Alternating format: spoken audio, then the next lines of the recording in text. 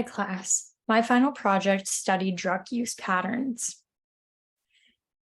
I used the drug use data from selected hospitals data set for this analysis, which contained information on patient demographics, hospital characteristics, and drug use. The data comes from hospitals that submitted inpatient and emergency department uniform bill administrative claims and was collected between January 1st, 2020 and December 31st, 2022. The purpose of this study was to test 3 different hypotheses on drug use, which we will get into later in this presentation.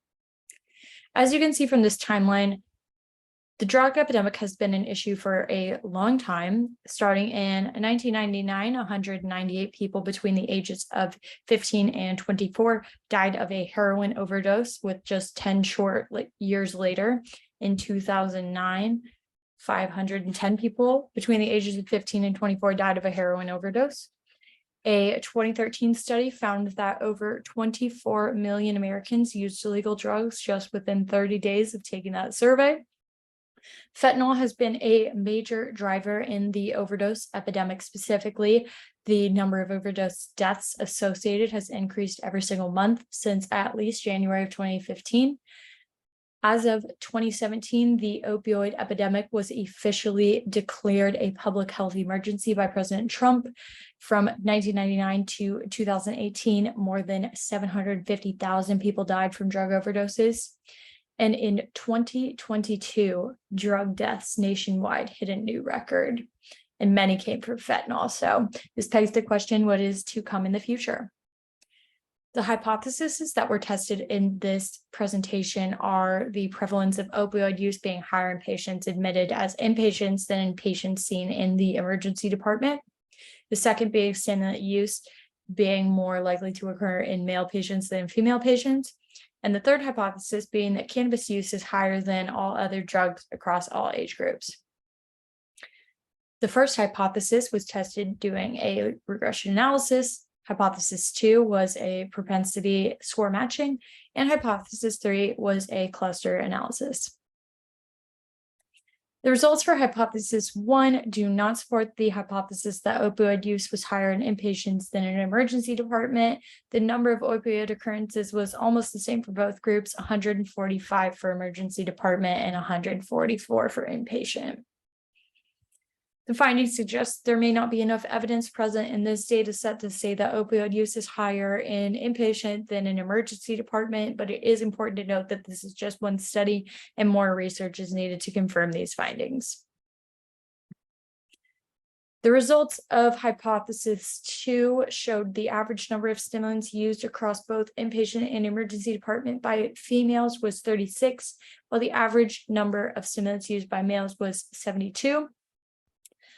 This heat map just further emphasizes the difference in the average number of stimulants used by females versus males.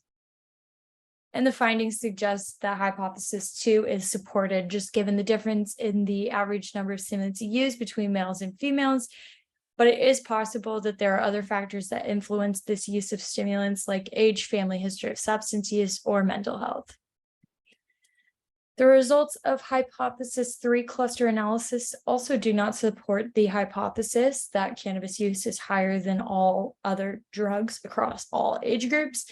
The results show that cannabis use is only higher than all other drugs in the 0 to 15-year age group. However, this is pretty consistent with other research that has shown that cannabis use peaks in adolescence but declines in adulthood. Overall, the findings do suggest that it is more common in younger people, but does not support the hypothesis. Overall, this study analyzed data from the drug use data from selected hospitals to test those 3 hypotheses about drug use. While the data was limited to hospitals that submitted those inpatient and emergency department uniform bill administrative claims, and the results may not be generalizable to all hospitals, the results still suggest that there are some significant differences in drug use patterns between inpatient and emergency department patients, males and females, and different age groups. The findings of this study can be used to develop more effective interventions that can reduce drug use and its negative consequences. While there are many different drugs There are many different ways to address the drug use problem. This includes prevention, treatment, and harm reduction.